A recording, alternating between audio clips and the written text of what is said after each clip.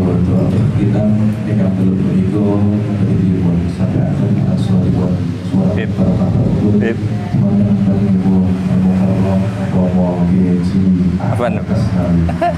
Beri bon, beri lembon. Bon, Riki mana? mari, mari kita ngomong itu madurin. Ya Allah. Apaan lo, Beb? Allahumma shalli wa sallim ala sayyidina wa maulana Muhammad. Bismillah. Wa ala ali sayyidina wa maulana Muhammad. Assalamualaikum warahmatullahi wabarakatuh. Waalaikumsalam. Alhamdulillah Al-Fardil Ahadis Somad Alladzi lam yalid wa lam yulad wa lam yakul lahu kufuwan ahad.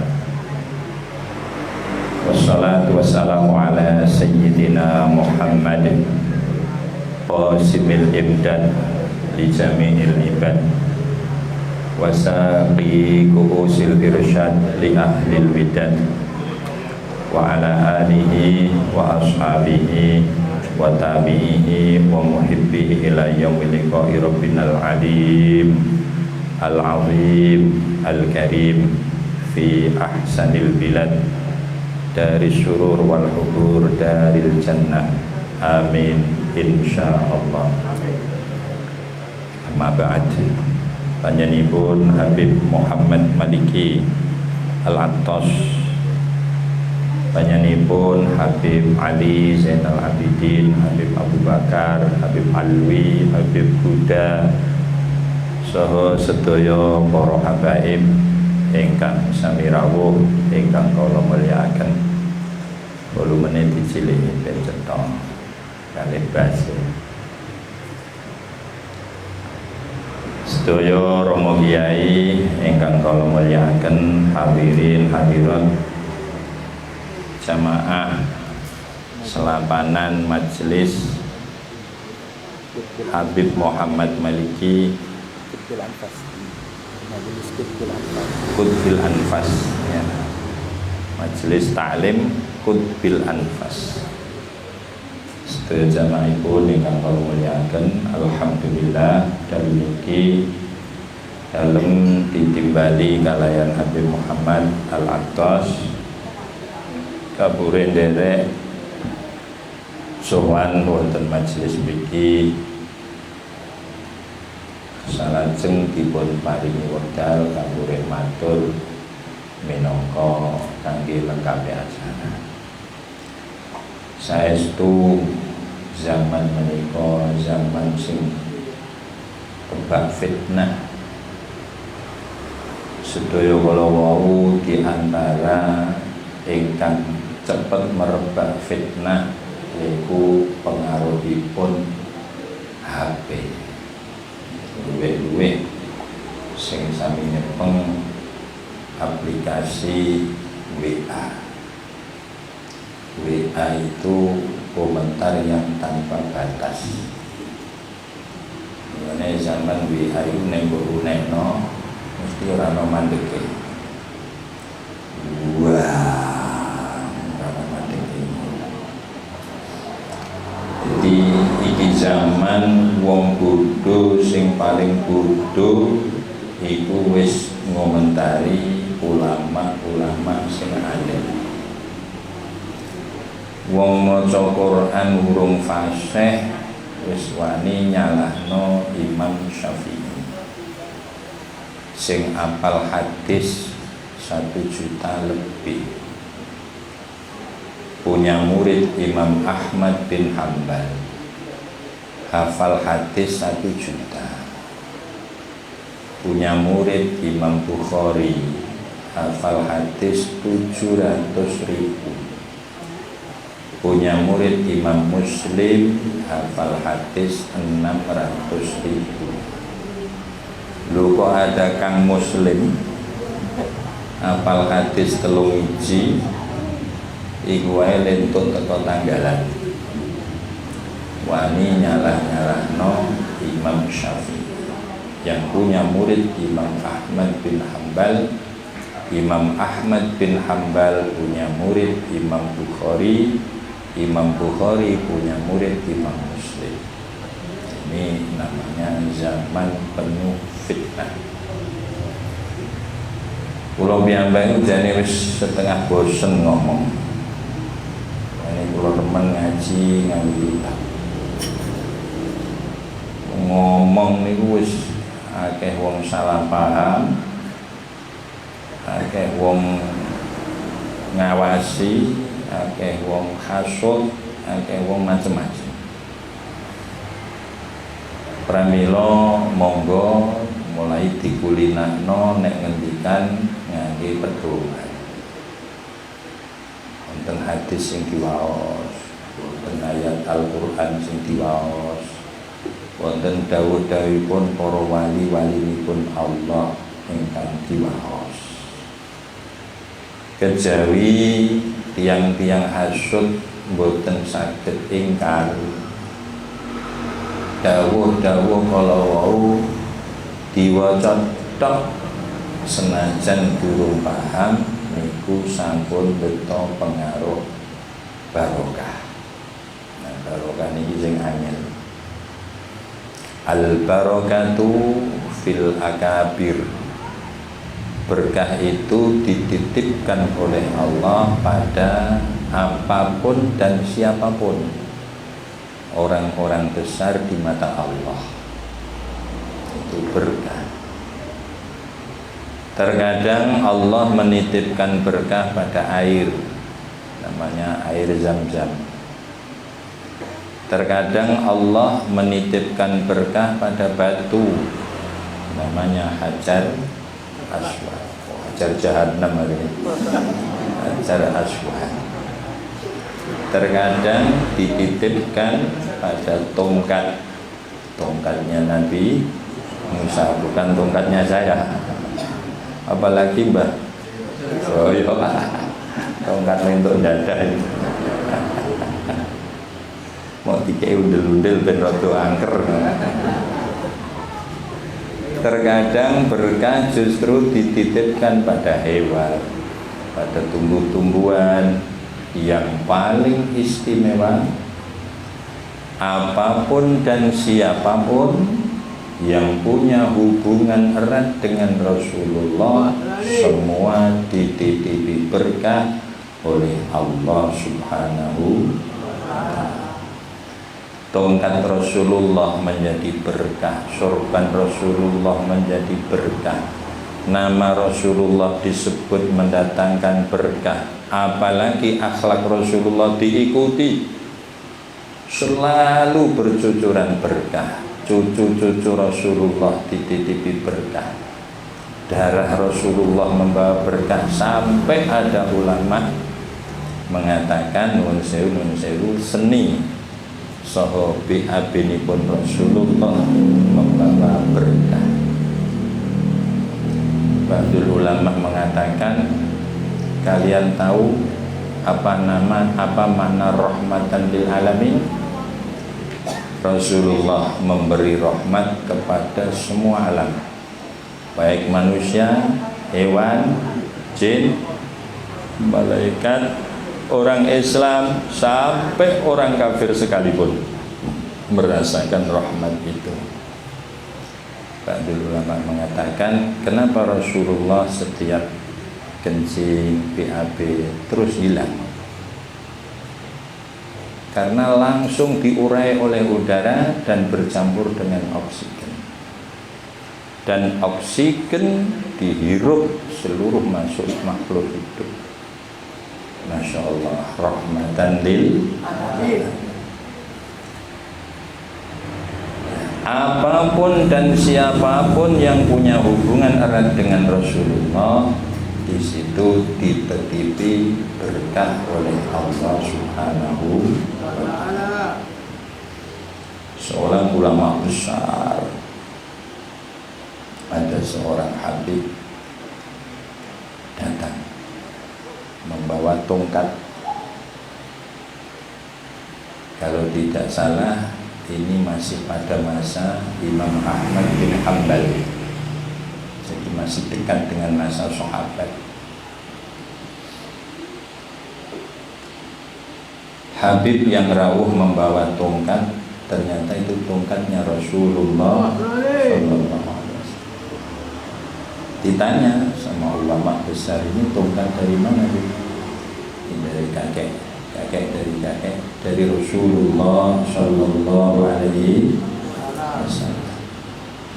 Spontan tongkat ini dipegang, dicium mulai ujung sampai ujung. Setelah Habib melihat ulama besar menciumi tongkat Rasulullah, beliau berkata, kenapa itu kau cium? Ini tongkatnya Rasulullah, tapi kan sudah pisah dari Rasulullah. Apa kamu tidak tahu di dalam tubuh saya ini ada darah Rasulullah? Langsung tongkat dilempar dan Habib ini dicium mulai ujung kepala sampai kaki sambil menangis. Karena apa? Darah Rasulullah mengalir di dalam badan. Kok sekarang para hamba ada yang berani menghina? Tidak sadarkah mereka bahwa ada darah Rasulullah mengalir di tubuh beliau? Maka mudah-mudahan Allah tidak menurunkan azab, karena melihat kekasihnya berada dalam kesengsaraan. Dan kita semua mendoakan mudah-mudahan semua para ulama, para pemimpin-pemimpin kita, para habaib diberi kekuatan untuk mempertahankan Islam dan iman di negara kita yang tercinta ini. Amin Allahumma amin. Semua yang hadir yang saya muliakan, terutama para habaib, setiap orang wafat pasti meninggalkan warisan. Ada yang banyak, ada yang sedikit. Minimal warisan utang. Rasulullah wafat pun meninggalkan warisan. Tapi semua nabi, mulai Nabi Adam sampai Rasulullah Sallallahu Alaihi Wasallam, tidak pernah mewariskan harta. Sampai Nabi Sulaiman yang punya gedung, mulai pondasi sampai atap terbuat dari emas, gericanya inten dan berlian, sehingga sananya belum pernah ada di muka bumi yang seindah dan semahal itu. Beliau wafat, di mana semua kekayaan itu hilang, karena Nabi tidak pernah mewariskan harta. Maka Rasulullah wafat pun meninggalkan warisan. Dan ketahuilah, warisan yang ditinggalkan Rasulullah itu dua: satu Al-Quran, nomor dua anak cucu beliau. Maka siapa saja yang berpegang teguh dengan kedua ini, dijamin oleh Rasulullah tidak akan pernah tersesat. Maka pegangi yang erat cucu-cucu Rasulullah dan Al-Quran. Siapa yang banyak mengambil warisan dari Rasulullah, maka siapa nanti yang paling dekat kepada Rasulullah Sallallahu Alaihi Wasallam. Ba'dul ulama dawuh, alamatu hubbillah hubbul Quran, wa alamatu hubbihima hubbun nabi, wa alamatu hubbin nabi hubbus sunnah, wa alamatu hubbis sunnah hubbul akhirah, wa alamatu hubbil akhirah bughdud dunya, wa alamatu bughdid dunya hubbul faqri. Masya Allah. Mari kita baca dawuh ini, kemudian kita gerayangi diri masing-masing. Alamat saja tok itu sudah ada apa belum? Alamatnya tok, alamatnya, tanda-tandanya tok. Tanda-tanda cinta Allah adalah cinta Al-Quran. Lebih cinta mana kita terhadap Al-Quran dengan HP? Satu saja, baru masuk alamat yang pertama. Kita buka Al-Quran satu hari semalam berapa kali? Dan kita buka HP satu hari semalam berapa ratus kali? Terkadang kita ini menampakkan diri seolah-olah cinta pada Allah, sementara alamatnya saja tidak ada, apalagi barangnya. Mendung saja tidak ada, apalagi airnya, hujannya. Wa alamatu hubbil Quran hubbin Nabi, hubbun Nabi. Tanda-tanda cinta Al-Quran mencintai Rasulullah. Apakah dengan berselawat tanpa hitungan? Itu baru simbol. Wa alamatu hubbin Nabi hubbus sunnah. Tanda-tanda cinta Rasulullah mencintai sunnah Nabi. Sunnah itu apa? Af'alun Nabi wa aqwalun Nabi wa taqriratun Nabi wa sifatun Nabi. Orang yang mengaku cinta Rasulullah tidak pernah baca sholawat, salah. Orang yang mengaku cinta Rasulullah banyak baca sholawat, belum menjalankan sunnahnya, salah. Kalau sudah banyak sholawat dibuktikan dengan menjalankan sunnahnya, itu baru alamatu hubbin Nabi. Wa alamatu hubbis sunnah hubbul akhirah. Sunnah Rasulullah yang terberat dan terbesar dan sebagai tolak ukur seberapa kedekatan hamba kepada Rasulullah besok di hari kiamat adalah sampai seberapa kekuatan dan kemampuan kita menjalankan amar ma'ruf nahi mungkar. Ketahuilah, menjadi orang soleh sulit, berat dan istimewa. Tetapi menjadi orang muslih jauh lebih sulit, jauh lebih berat dan jauh lebih istimewa. Bagaimana orang soleh tidak istimewa? Orang soleh itu man qama bi huquqillah wa huquqil ibad. Orang yang dalam hubungannya kepada Allah beres dan hubungannya kepada sesama beres. Kepada orang tua beres, kepada anak istri beres, kepada mertua beres, kepada juragan beres, kepada karyawan beres, kepada tetangga beres, kepada murid beres, kepada guru beres.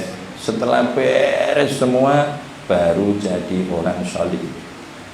Sulit, luar biasa, luar biasa. Ada yang lebih sulit, lebih luar biasa, menjadi orang muslih. Siapa orang muslih? Orang yang mengupayakan bagaimana orang lain menjadi baik. Tentunya dia sudah baik lebih dahulu. Bagaimana orang bisa menjadi muslih kalau belum solih? Dan bisa dibuktikan, dibaca, diingat yang sekarang sudah mulai meluntur. Bagaimana Rasulullah menjadi orang solih sehingga seluruh penduduk Mekah mencintai Rasulullah. karena beliau mulai lahir sampai usia 25 tahun tidak pernah menjalankan kesalahan baik kepada Allah atau kepada sesama. 25 tahun Rasulullah akhirnya dicintai seluruh penduduk Mekah. Satu orang pun tidak ada yang membenci Rasulullah Sallallahu Alaihi Wasallam, sehingga semua mufakat memberi gelar Rasulullah Al-Amin, manusia terpercaya. Mulai dari Abu Jahal, Abu Lahab, Abu Sufyan, apalagi Abu Bakar, semua abu-abu mengatakan Al-Amin. Tidak ada satu orang pun yang tidak setuju dengan gelar Al-Amin, karena Rasulullah rajulun salih, sulit untuk meraih derajat rajulun salih. Tapi apa yang terjadi? Setelah beliau usia 40 tahun diangkat menjadi Rasul, mulailah Rasulullah mengajak dakwah, tabligh, amar ma'ruf nahi. Apa reaksi orang Arab? Rasulullah dikasih gelar orang gila, Muhammad orang mendem, Muhammad orang gila, Muhammad rusak akalnya, innaka lamajnun, Muhammad kamu gila Muhammad. Seluruh orang Mekah mencaci maki Rasulullah Sallallahu Alaihi Wasallam. Kenapa? Karena beliau melangkah kepada derajat muslih. Orang soleh beribu-ribu teman, orang muslih beribu-ribu musuh. Dan sampai sekarang pun siapapun yang mengupayakan bagaimana orang lain menjadi baik akan mendapat musuh yang banyak. Karena itu sunnatullah. Dan itu adalah yang dialami semua nabi, mulai Nabi Adam alaihissalam sampai Rasulullah Sallallahu Alaihi Wasallam. Diancam, dibunuh, dicaci maki, ya, wes, masya Allah. Kalau sekarang sosmed rame, dulu tidak ada sosmed, ya ngomong-ngomong itu. Coba kalau tidak percaya, bapak-bapak yang punya kepedulian bagaimana orang lain menjadi baik, maka langsung mendapat musuh. Kalau bapak-bapak kebetulan punya istri yang rada militer, kalau pergi senengannya pakai katoknya anaknya, maka yang nampak lebih banyak wong katoknya anaknya tinggu. Bajunya juga pinjam baju anaknya, angger gondodok gegere ketok. Diodat totot anjen klambimu sing cupet mbok totot popokan kowe iki.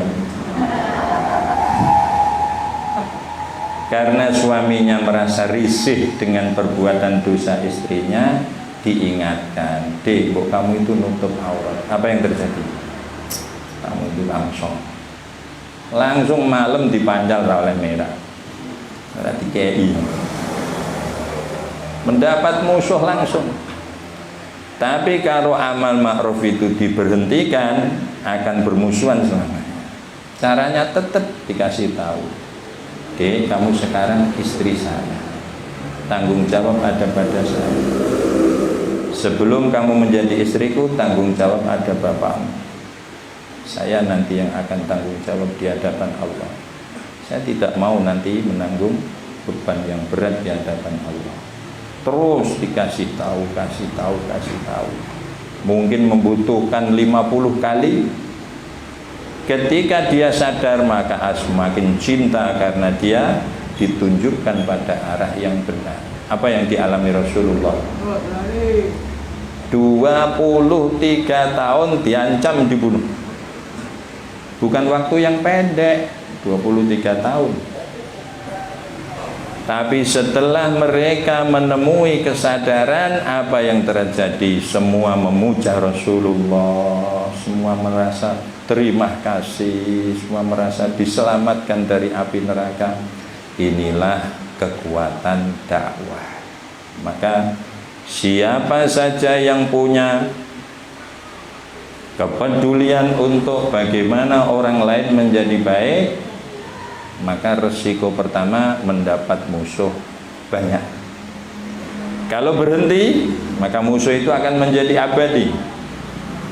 Tapi kalau diteruskan, maka musuh akan menjadi teman dan semakin senang kepada orang yang beramar ma'ruf nahi munkar, karena dia merasa diselamatkan.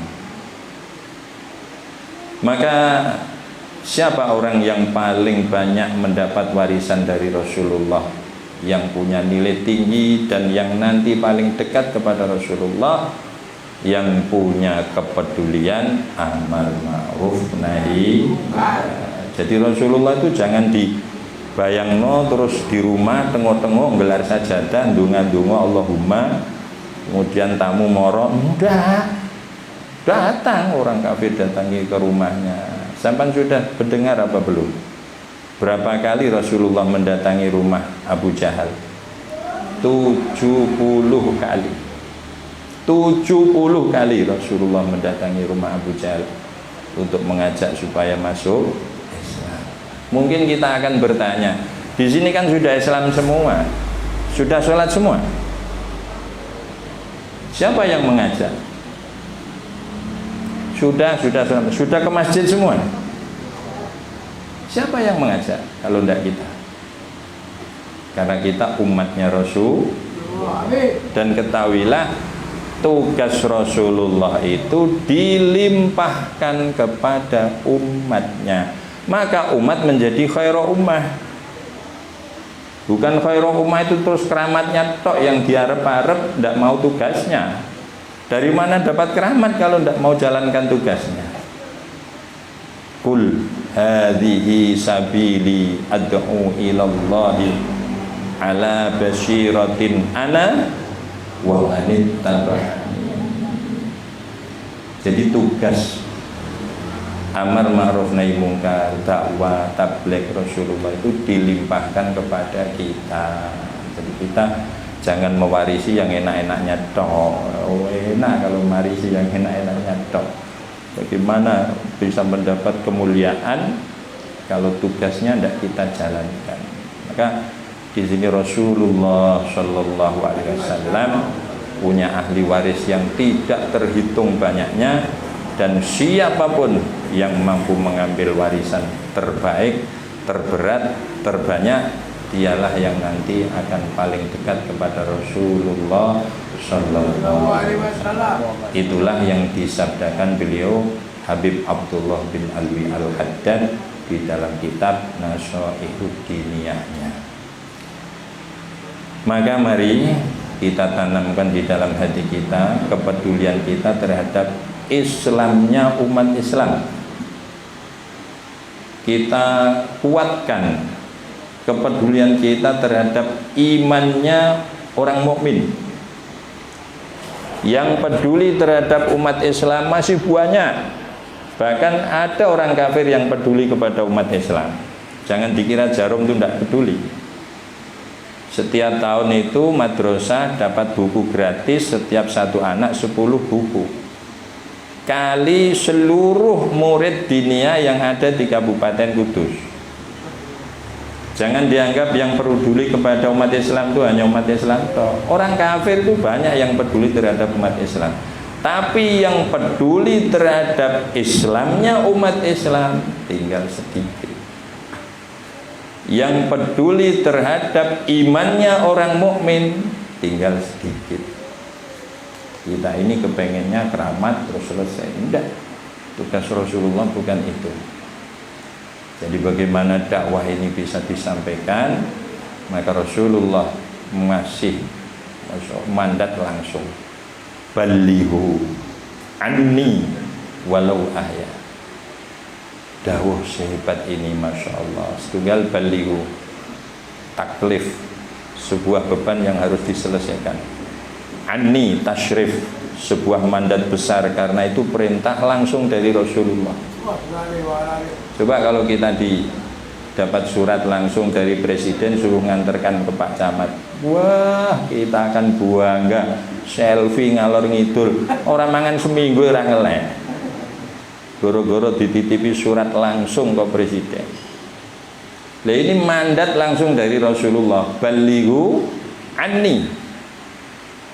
Sampaikan, ini taklif. Sebuah beban yang harus diselesaikan. Anni tasyrif. Sebuah penghormatan yang luar biasa dari Rasulullah karena mandat langsung dari Rasulullah. Walau ayat, walaupun hanya satu ayat. Ini takhfif. Rasulullah tidak menuntut banyak dari umatnya. Rasulullah tidak mengharuskan umat ini punya tugas yang sebanyak-banyaknya untuk menyampaikan risalah Rasulullah. Seberapa kemampuannya sampai diminimalkan paling minimal walau ayat. Maka ada dawuh yang sesingkat itu mengandung 3 unsur. Ini hebatnya Rasulullah sallallahu alaihi wasallam. Balighu anni walau ayat. Balighu taklif anni tasyrif walau ayat takhfif. Jadi mudah-mudahan kita dimudahkan oleh Allah SWT, diberi kemampuan, kekuatan untuk melangsungkan risalah Rasulullah Sallallahu Alaihi Wasallam. Jadi kita jangan sampai punya salah paham bahwa tugas Rasulullah itu tidak berat, sangat amat berat. Dan siapa yang lebih mirip kepada Rasulullah, maka dia lebih tinggi derajatnya di sisi Allah, lebih diancam keselamatan hidupnya, dikucilkan, dimusuhi, dicaci maki. Maka dia yang lebih dekat dengan Rasulullah Sallallahu Alaihi Wasallam. Mudah-mudahan apa yang saya sampaikan ada manfaatnya, kurang lebihnya mohon maaf yang sebesar-besarnya. Akhirul kalam, assalamualaikum warahmatullahi wabarakatuh. ربنا تقبل منا انك السميع العليم وتب علينا انك انت التواب الرحيم ربنا اتنا في الدنيا حسنه وفي الاخره حسنه وقنا عذاب النار وصلى الله على سيدنا محمد وعلى اله وصحبه وسلم والحمد لله رب العالمين.